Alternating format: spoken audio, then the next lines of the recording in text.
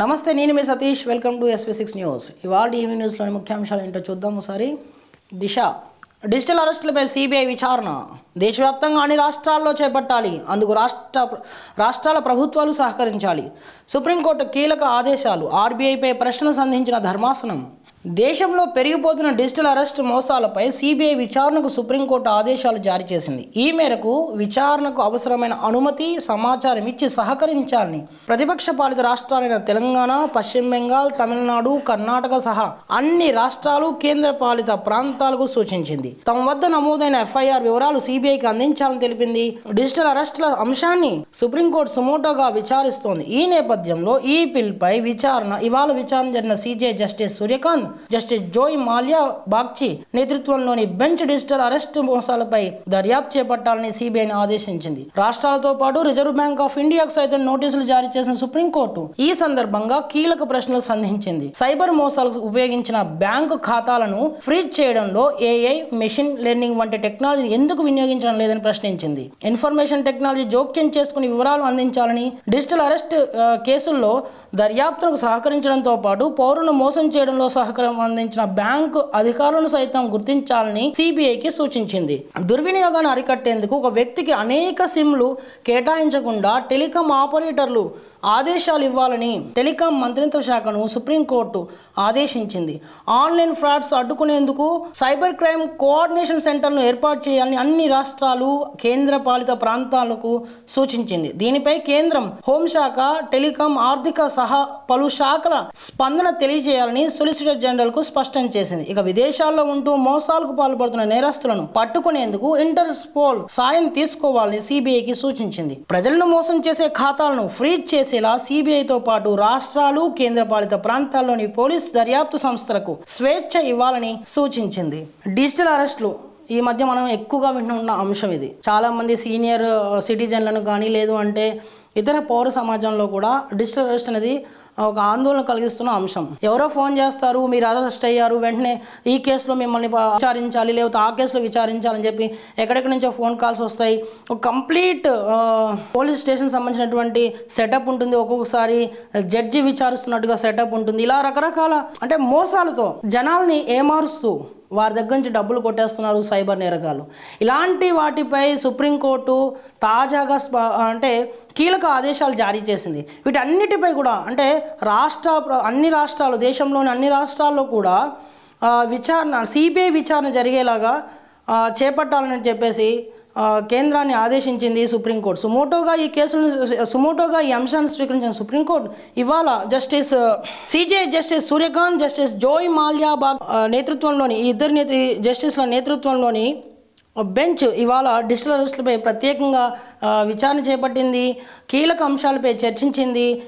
ఎందుకు మౌనంగా ఉంటున్నారు అంటూ కేంద్రాన్ని కూడా ప్రశ్నించింది. అంతేకాకుండా అన్ని రాష్ట్ర ప్రభుత్వాల్లో కూడా అంటే ముఖ్యంగా సిబిఐ విచారణకు రావాలంటే కొన్ని ముఖ్యమైన అంటే పశ్చిమ బెంగాల్ కానీ, తెలంగాణ కానీ, తమిళనాడు లాంటి రాష్ట్రాల్లో కూడా నో ఎంట్రీ ఉంది. ఇవన్నీ కూడా ప్రతిపక్ష పాలిత ప్రాంతాలు. ఇక్కడ కేంద్రం ఆధీనంలోని సిబిఐ విచారణకు ముఖ్యంగా కాంగ్రెస్ కానీ, లేకపోతే డిఎంకే కానీ, లేకపోతే టీఎంసీ కానీ ఇవి సిబిఐను అడ్డుకుంటున్నాయి. అంటే కొన్ని విషయాల్లో ఇక్కడ ఉన్న రాష్ట్రాలు సిబిఐకి నో ఎంట్రీ చెప్పాయి. అనుమతి లేకుండా వచ్చేది లేదని చెప్పడంతో వాటికి సిబిఐకి అడ్డంకిగా మారింది. సో అయితే కాళేశ్వరంపై విచారణకు తెలంగాణ రాష్ట్ర ప్రభుత్వం గతంలోనే అనుమతిస్తూ ఆదేశాలు కూడా జారీ చేసింది. అయితే తాజాగా సిబిఐ విచారణ అంటే డిజిటల్ అరెస్టులపై సిబిఐ విచారణతో ఈ అంశం మరోసారి వెలుగులోకి వచ్చింది. అంటే సైబర్ నేరగాలు చేస్తున్నటువంటి మోసాలపై సుప్రీంకోర్టు కూడా తీవ్రమైన దృష్టి సారించింది. దీనిపై ప్రభుత్వాలన్నీ కూడా ఒక పటిష్టమైన కార్యాచరణతో ఉండాలని కూడా చెప్పేసి మనకి ఇవాల్టి ఆదేశాలతో మనకి స్పష్టత వస్తుంది. ఖచ్చితమైనటువంటి ప్రణాళిక ఉంటేనే ఇలాంటి మోసాలను అరికట్టే అవకాశం ఉంటుంది. సైబర్ నేరగాల్ని పూర్తి స్థాయిలో ఒక అవగాహన కల్పించి, జనాల్లో పూర్తిగా అవగాహన కల్పించి ఈ డిజిటల్ మోసాలు ఇంకొక విషయం కూడా ఇక్కడ సుప్రీంకోర్టు ప్రస్తావించింది. ఏంటంటే ఇక్కడ మరొక ముఖ్యమైన విషయం ఏంటంటే బ్యాంక్ అకౌంట్లను ఫ్రీజ్ చేయడం. ఈ అంశంలో ఏఐ టెక్నాలజీని కూడా వినియోగించుకోవాలని చెప్పేసి ఎందుకు వినియోగించుకోవట్లేదు అంటూ సుప్రీంకోర్టు ప్రశ్నించింది.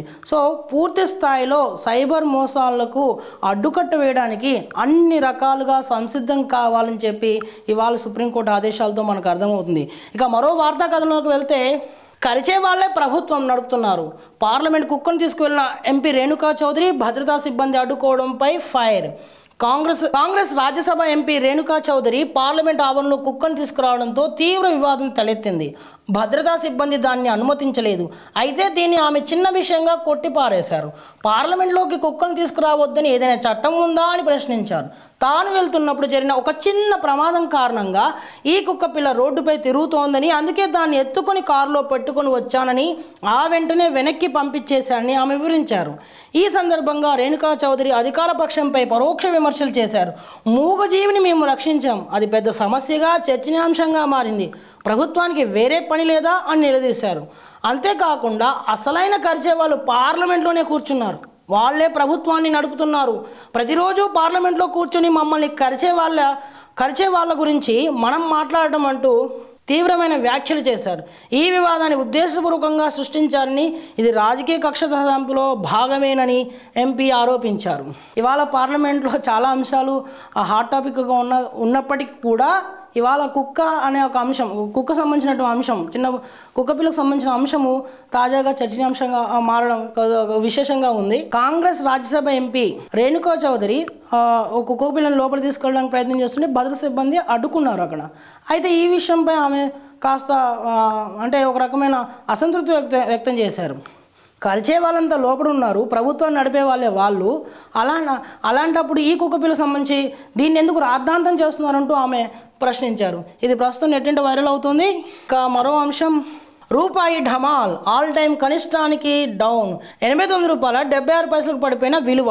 ఇండియన్ రూపాయి విలువ మరోసారి భారీగా పడిపోయింది. డాలర్తో పోల్చితే సోమవారం మధ్యాహ్నానికి 89 రూపాయల 76 పైసలకు ఆల్ టైమ్ కనిష్టానికి పడిపోయింది. ప్రస్తుతం మిడ్ మార్కెట్ రేటు 89 రూపాయల 66 పైసల స్థాయిలో ఉండగా గత 30 రోజుల్లోనే 88 రూపాయల 47 నుండి ఈ స్థాయికి చేరడం గమనార్హం. డాలర్తో పోలిస్తే రూపాయి మార్కం విలువ 2022లోనే 83.20 రికార్డును దాటేసింది. అయితే డాలర్ విలువ బలోపేతం కావడం, విదేశీ పెట్టుబడుల నిష్క్రమణ, అంతర్జాతీయ మార్కెట్ అస్థిరత, ఆయిల్ ధరల పెరుగుదల వంటి కారణాలతో రూపాయిపై తీవ్ర ఒత్తిడి ఏర్పడిందని ఆర్థిక నిపుణులు చెబుతున్నారు. దీనివల్ల దిగుమతులు ఖరీదవ్వడం, ద్రవ్యోల్బణం పెరిగే ప్రమాదం ఉన్నప్పటికీ ఎగుమతులకు కొంత ఊతం లభిస్తుందని అంటున్నారు. రిజర్వ్ బ్యాంక్ జోక్యంతో త్వరలోనే స్థిరత్వం వచ్చే అవకాశం ఉందని అభిప్రాయపడుతున్నారు. డాలర్తో పోలిస్తే రూపాయి విలువ రోజుకి దారుణంగా ఉంది. తాజాగా 89 రూపాయల 76 పైసలకు చేరుకుంది. అంటే ఇది ఆల్ టైమ్ కనిష్టం అన్నమాట. ఇది ఇట్లా డాలరు విలువ రోజుకు పెరుగుతూ ఉంటే అది మనకి మన దిగుమతులపై తీవ్ర ప్రభావం పడుతుంది. ఇది అయితే ఒక రకంగా నిపుణులు ఏం చెప్తున్నారంటే ఎగుమతులపై లాభం ఉండొచ్చు, కానీ మనం ఎక్కువ దిగుమతులపై ఆధారపడ్డ దేశం కాబట్టి ఇది మనకి అంటే ద్రవ్యోల్బణం దిశగా కూడా పయనించే అవకాశం ఉంటుందని కూడా అంటున్నారు. ఇంకా మరో అంశాన్ని తీసుకుంటే, మరో BLO ఆత్మహత్య, SIR పని ఒత్తిడే కారణం. ఉత్తరప్రదేశ్ రాష్ట్రంలో ఘటన. దేశంలోని కొన్ని రాష్ట్రాల్లో స్పెషల్ ఇంటెన్సివ్ రివిజన్ ప్రక్రియ కొనసాగుతోంది. దీంతో బూత్ లెవెల్ ఆఫీసర్లు పని ఒత్తిడికి గురవుతున్నారు. తాజాగా మరో BLO SIR పని ఒత్తిడి కారణంగా ఆత్మహత్య చేసుకోవడం కలకలం రేపుతోంది. ఉత్తరప్రదేశ్కు చెందిన సర్వేష్ సింగ్ ఆత్మహత్యకు ముందు రికార్డు చేసిన సెల్ఫీ వీడియో ఆధారంగా అతను పని ఒత్తిడి కారణంగానే ఆత్మహత్య చేసుకున్నట్లు పోలీసులు నిర్ధారించారు. మురాదాబాద్లోని ఓ స్కూల్లో అసిస్టెంట్ టీచర్గా పనిచేస్తున్న సర్వేష్ సింగ్కు అక్టోబర్ 7న SIR పనులు అప్పగించారు. ఈ క్రమంలో ఆయనపై తీవ్రమైన పని ఒత్తిడి పడిందని వీడియోలో వాపోయాడు. SIR వర్క్ ప్రెజర్ కారణంగానే చనిపోతున్నట్లు తెలిపాడు. ఎంత కష్టపడినా తన పనిని పూర్తి చేయలేకపోతున్నానని కన్నీళ్లు పెట్టుకున్నాడు. ఇలా సూసైడ్ చేసుకుంటున్నందుకు తనను క్షమించాలని, 2 కూతుళ్లను జాగ్రత్తగా చూసుకోవాలని కుటుంబ సభ్యులను కోరారు. ఈ ఘటనపై పోలీసులు కేసు నమోదు చేసి దర్యాప్తు చేపట్టారు. SIR పని ఒత్తిడి తీవ్రంగా ఉందని చెప్పేసి తాజాగా వెలువడినటువంటి ఈ వార్తా కథనంతో మనకి అర్థమవుతుంది. ఉత్తరప్రదేశ్లో పనిచేసే ఒక అసిస్టెంట్ టీచర్, స్కూల్ అసిస్టెంట్ ఇవాళ ఆత్మహత్య చేసుకున్నాడు. అయితే తన ఆత్మహత్య కారణాన్ని తను ఒక వీడియోలో రికార్డ్ చేసి తన మరణ వాంగ్మూలంగా దాన్ని విడుదల చేశాడు. అయితే దీనికి సంబంధించినటువంటి ఆ వీడియోలో ఏం చెప్తున్నానంటే ఎస్ఐఆర్ గత అక్టోబర్ నెలలో తనకు ఈ పని అప్పగించారని, అయితే అప్పటి నుంచి ఎంత పని చేసినప్పటికీ తన పని పూర్తి చేయకపోలేకపోతున్నానని, సో దీనివల్ల తీవ్రమైన పని ఒత్తిడితో తాను మరణిస్తున్నట్టుగా, సూసైడ్ చేసుకుంటున్నట్టుగా ఆ వీడియోలో తెలిపారు. ప్రస్తుతం ఇది దేశవ్యాప్తంగా రాజకీయ వర్గాల్లో తీవ్ర చర్చ దారితీస్తుంది. ఎందుకంటే ఎస్ఐఆర్ను కొన్ని రాష్ట్రాలు మాత్రమే చేపట్టాయి, అది కూడా బీజేపీ పాలిత ప్రాంతాల్లో మాత్రమే జరుగుతుంది. పూర్తి స్థాయిలో ప్రతిపక్ష పార్టీలు ఉన్నటువంటి అధికారంలో ఉన్నటువంటి రాష్ట్రాల్లో ఎస్ఐఆర్ అనేది జరగడం లేదు. అయితే మరో వార్తా కథనం చూద్దాం. తక్కువ వడ్డీకి రుణాలు ఇవ్వండి, ఫ్యూచర్ సిటీ మెట్రో రోడ్ల నిర్మాణాలకు హడ్కో చైర్మన్ కోరిన సీఎం రేవంత్ రెడ్డి. రాష్ట్రంలో చేపడుతున్న ప్రాజెక్టులపై చర్చ. తెలంగాణ ప్రభుత్వం చేపడుతున్న అభివృద్ధి ప్రాజెక్టులకు తక్కువ వడ్డీ రేటుకి రుణాలు ఇవ్వాలని ముఖ్యమంత్రి రేవంత్ రెడ్డి హడ్కో చైర్మన్ సంజయ్ కులశ్రేష్ఠను కోరారు. ఇవాళ హైదరాబాద్లో సీఎం రేవంత్ రెడ్డితో కులశ్రేష్ఠ భేటీ అయ్యారు. ఈ సందర్భంగా రాష్ట్ర ప్రభుత్వం ప్రతిష్టాత్మకంగా చేపడుతున్న Bharat future city, Hyderabad metro విస్తరణ, RRR రేడియల్ రోడ్ల నిర్మాణాలకు తక్కువ వడ్డీ రేటుతో రుణాలు ఇవ్వాలని సీఎం విజ్ఞప్తి చేశారు. భారత్ ఫ్యూచర్ సిటీ నుంచి బెంగళూరు, అమరావతి మీదుగా చెన్నై వరకు, బందర్ పోర్టు వరకు నిర్మించనున్న గ్రీన్ఫీల్డ్ రహదారులు, బుల్లెట్ ట్రైన్ నిర్మాణాలపై ముఖ్యమంత్రి హడ్కో చైర్మన్ చర్చించారు. గతంలో అత్యధిక వడ్డీ రేటుతో ఇచ్చిన రుణాలకు సంబంధించి రుణ పునర్వ్యవస్థీకరణ అంశాన్ని కులశ్రేష్ఠ దృష్టికి ముఖ్యమంత్రి తీసుకువెళ్లారు. సానుకూల వృద్ధి రేటుతో ఉన్న తెలంగాణలో ప్రాజెక్టు తక్కువ వడ్డీ రేటుతో దీర్ఘకాల రుణాలు ఇవ్వాలని సీఎం కోరారు. ఇందిరమ్మ ఇళ్లకు సంబంధించి ఇప్పటికే రుణాలు మంజూరు చేశామని తెలియజేశారు.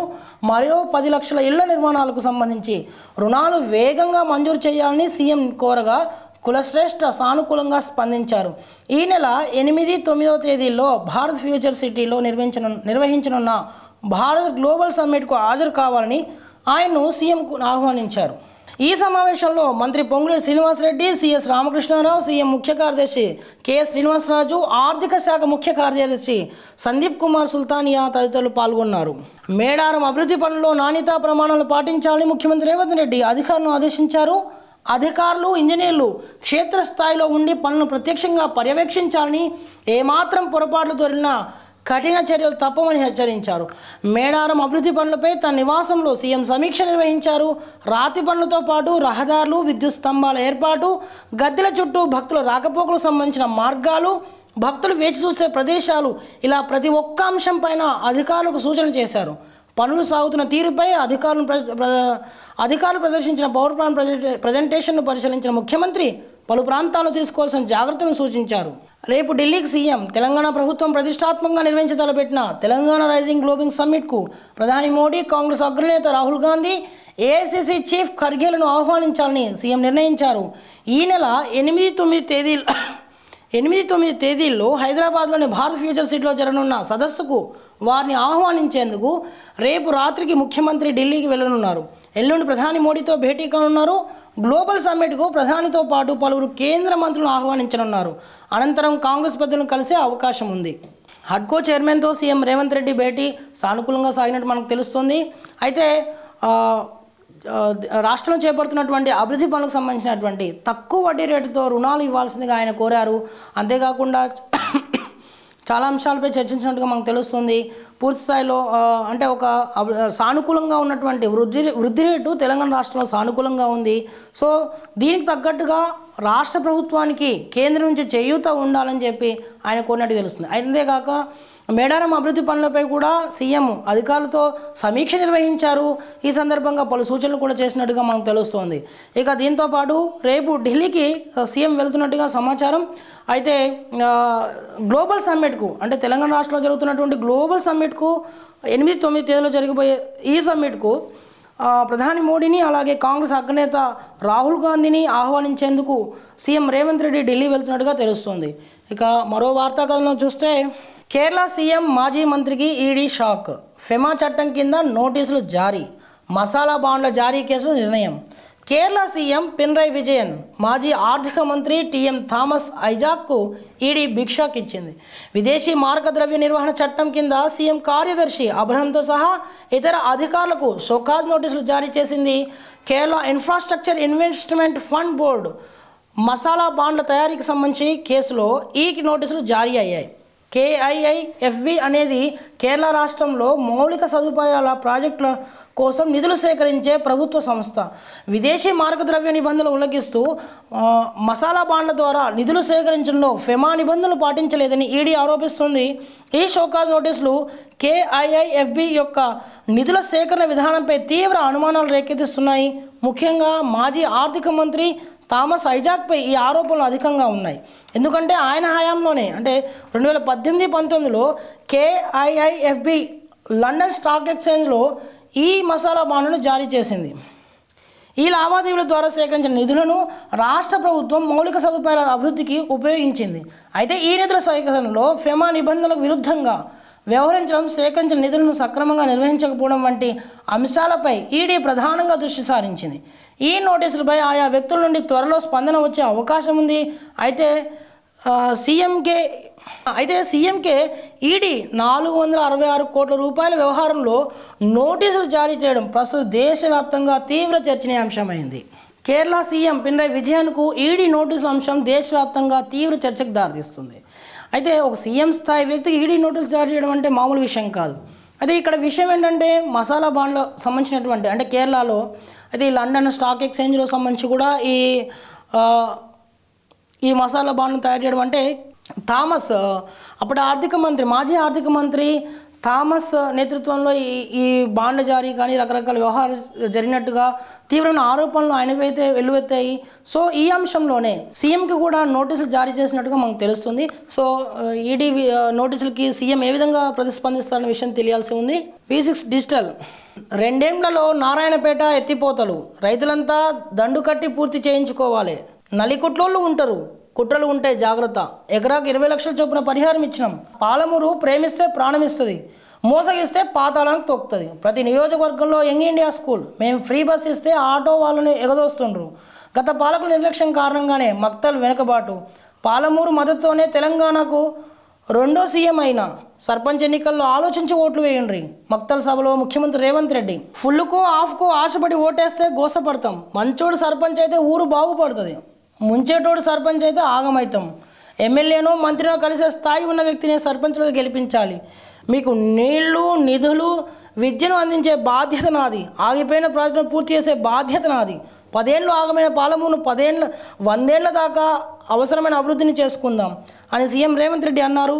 ఫుల్కో ఆఫ్ కోసము ఆశపడితే గోసపడతారని, రాబోయే సర్పంచ్ ఎన్నికల్లో మంత్రితో ఎమ్మెల్యేతో కలిసి గ్రామ సమస్యలను పరిష్కరించే సత్తా ఉన్నవారిని గెలిపించాలని ఆయన అన్నారు. సీఎం అయితే ఒక మాట అంటున్నారు, అంటే మంత్రినో ఎమ్మెల్యేనో గెలిచే సత్తా ఉన్న కలిసే ఒక ఎమ్మెల్యేని కానీ ఒక మంత్రిని కానీ కలిసే సత్తా ఉన్న వాళ్ళకే ఓటేయాలంట. అయ్యా సీఎం గారు, అట్లా ప్రతిసారి అనుకోవడం కష్టం. వాళ్ళని కలిస్తేనే పనులు అవుతాయి అనుకుంటే ఎట్లా అండి? వాళ్ళని కలిసే సత్తా ఉందని ఎట్లా అనుకుంటాం? ప్రజల సమస్యలపై పోరాడే వాళ్ళు కావాలి కానీ, వాళ్ళకి సంబంధించిన నిధులు తెచ్చే వాళ్ళు కావాలి కానీ, వాళ్ళని కలిసే వాళ్ళే ఇక్కడ హీరోలు అన్నట్టుగా మీరు ప్రాజెక్ట్ చేయడం అనేది కరెక్ట్ కాదు. ప్రజాస్వామ్యంలో అంటే తనకు ప్రజలకు సేవ చేయాలనుకున్న ప్రతి ఒక్కడు కూడా ఇక్కడ అర్హుడే. వాళ్ళకి అంటే సర్పంచ్గా కానీ సర్పంచ్ని మొదలు పెడితే దేశ ప్రధాని వరకు ఏ స్థాయికైనా పోటీ చేసే అవకాశం ఉంటుంది, అర్హత కూడా ఉంది. రాజ్యాంగం అవకాశం కల్పించింది. కేవలం వాళ్ళని మాత్రం కలిసేవాళ్ళు, ఆ సత్తా ఉన్న వాళ్ళు మాత్రమే సర్పంచులు అవ్వాలనుకుంటే అది అంటే మన బుద్ధికి చాలా చిన్న స్థాయి అవుతుంది. సో అట్లా కాకుండా ఎవరైతే ప్రజలకు మేలు చేస్తారో, ఎవరి వల్ల అయితే పనులు జరుగుతాయో, ఎవరైతే మన కోసం పోరాడతారో అలాంటి వాళ్ళు మన సర్పంచులుగా ఉంటే బాగుంటుంది. ఆ ఊరికి బాగుంటుంది, ఆ ఊరి ప్రజలకు బాగుంటుంది. ఏ ఊరైనా మంచి కోసం ఆలోచిస్తుంది. ఆ మంచి ఎవరి దగ్గర అయితే దొరుకుతుందో అలాంటి వ్యక్తిని ఎన్నుకునే అవకాశం రాజ్యాంగం ద్వారా మనకి ఓటు ద్వారా అవకాశం ఉంది. సో దాన్ని సక్రమంగా వినియోగించుకుంటే చాలు. అంటే వాళ్ళిచ్చే ఎవరైతే అభ్యర్థులకు ఇచ్చే అంటే ఆశలకి పడిపోకుండా, వాళ్ళు ఇచ్చే వరాల జల్లుకో దేనికో పడిపోకుండా ఆశపడి కేవలం ఊరి కోసం మాత్రమే ఆలోచించి ఓటేస్తే అంతా మంచిగా జరుగుతుంది. ఇక మరో వార్తా కథనం. కొత్త ఫోన్లలో ప్రభుత్వ యాప్ సంచార్ సాథీని డిఫాల్ట్గా అందించాలి. మొబైల్ తయారీ సంస్థలకు కేంద్రం కీలక ఆదేశాలు. దేశంలో నేరాలకు అడ్డుకట్ట వేసేందుకే వెలువడిన అధికారిక ప్రకటన. దేశంలో నేరాలకు అడ్డుకట్ట వేసేందుకే మొబైల్ తయారీ సంస్థలకు కేంద్రం కీలక ఆదేశాలు ఇచ్చింది. ఇకపై తయారయ్యే కొత్త ఫోన్లలో తప్పనిసరిగా తాము రూపొందించిన సైబర్ సెక్యూరిటీ యాప్ సంచార్ సాతిని డిఫాల్ట్గా అందించాలని సూచించింది. ఇందుకు 90 రోజుల గడువు ఇచ్చినట్లు పేర్కొంది. దీన్ని డిలీట్ చేయడం కుదరదు. ఇప్పటికే సప్లై చైన్లో ఉన్న స్మార్ట్ ఫోన్లకు సాఫ్ట్వేర్ అప్డేట్ ద్వారా ఈ యాప్ను అందించాలని సూచించినట్లు తెలుస్తోంది. అయితే ఈ అంశంపై అటు ప్రభుత్వం ఇటు మొబైల్ కంపెనీలు మొబైల్ కంపెనీలు అధికారికంగా ఎలాంటి ప్రకటన విడుదల చేయలేదు. అయితే మన ఫోన్లలో అన్ని ఫోన్లలో మెసేజ్ యాప్ ఇట్లా అవన్నీ కూడా డిఫాల్ట్గా ఉంటాయి. సో అలాగే ఈ నేరాల అడ్డుకట్ట కోసం సంచార్ సాతి అనే ఒక కొత్త యాప్ను మన భారత కేంద్రం తీసుకొచ్చింది. అయితే దీన్ని మిగతా యాప్లాగే ఎలాగైతే డిఫాల్ట్గా ఉంటాయో అలాగే దీన్ని కూడా సంచార్ సాతిని కూడా డిఫాల్ట్గా ఉండేలా చేయాలని చెప్పేసి అటు మొబైల్ తయారు చేసే సంస్థలకు ప్రభుత్వం అయితే ఆదేశాలు ఇచ్చింది. సో అయితే దీనిపైన ఎలాంటి అధికార ప్రకటన అయితే ఇప్పుడు రాలేదు. చూద్దాం. వచ్చేది కేసీఆర్ ప్రభుత్వమే, రైతులకు మళ్ళీ మంచి రోజులు వస్తాయి. మాజీ మంత్రి హరీష్ రావు.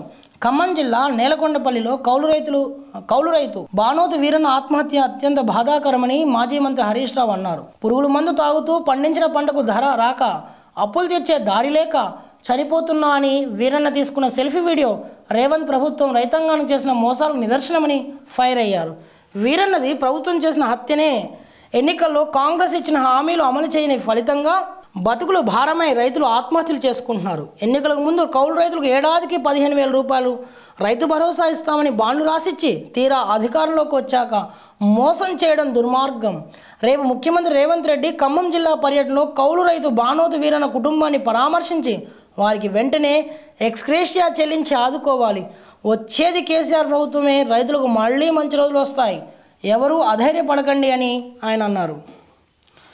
అయితే ఖమ్మం జిల్లాలో బానోతు వీరన్న అనే కౌలు రైతు ఆత్మహత్యకు పాల్పడ్డారు. సో అప్పుల బాధతో తాను ఆత్మహత్య చేసుకుంటున్నా అని అంటూ ఆయన చేసినటువంటి సెల్ఫీ వీడియో ఇప్పుడు ఒక రకంగా వైరల్ అవుతుంది. దీనిపై మాజీ మంత్రి సిద్దిపేట ఎమ్మెల్యే హరీష్ రావు అక్కడికి వెళ్ళి ఆ కుటుంబాన్ని పరామర్శించారు.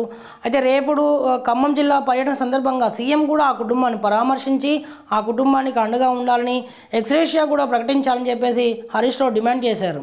అయితే ఖచ్చితంగా తర్వాత రాబోయేది కేసీఆర్ ప్రభుత్వం అంటే ఆయన ప్రభుత్వమేనని ఆయన ధీమా కూడా వ్యక్తం చేశారు.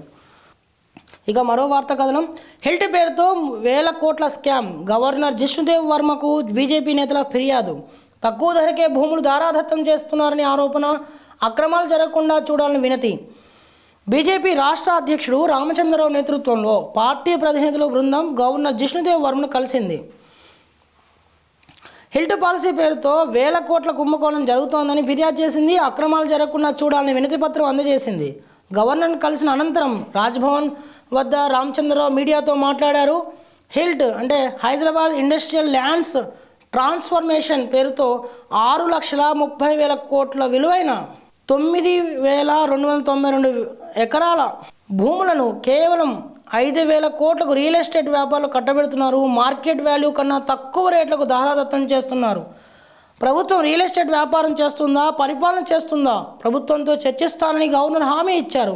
హిల్ట్కు వ్యతిరేకంగా ఈ నెల 7న ఇందిరా పార్క్ వేదికగా మహాధర్నా చేపట్టబోతున్నామని ఆయన తెలిపారు. సో హిల్ట్ పేరుతో రాష్ట్ర ప్రభుత్వం ఒక పెద్ద స్కామ్కి కుంభకోణానికి తెరదీసిందంటూ బీజేపీ రాష్ట్ర అధ్యక్షుడు రామచంద్రరావు ఆరోపించారు. ఇదే విషయంపై బీజేపీ ప్రతినిధి బృందంతో కలిసి ఆయన ఇవాళ తెలంగాణ రాష్ట్ర గవర్నర్ జిష్ణుదేవ్ వర్మను కలిశారు. ఈ అంశంపై ఫిర్యాదు కూడా చేశారు. ఆ భూముల వేలానికి సంబంధించినటువంటి అడ్డుకట్ట వేయాలని, రాష్ట్ర ప్రభుత్వాన్ని అడ్డుకోవాలని చెప్పేసి అన్నారు. దాదాపు 9,000 ఎకరాల భూమిని కేవలం 5,000 కోట్లకు అమ్మేందుకు ప్రయత్నం చేస్తున్నారని, వాటి విలువ దగ్గర 6 లక్షల కోట్ల రూపాయలు ఉంటుందని చెప్పి ఆయన వ్యాఖ్యానించారు. సో దీనిపైన చర్యలు తీసుకోవాల్సిందిగా అంటే ఇదే అంశంపై ఈ నెల 7వ తేదీన కూడా ఇందిరా పార్క్ వద్ద ధర్నా చేస్తామని కూడా ఆయన ప్రకటించారు.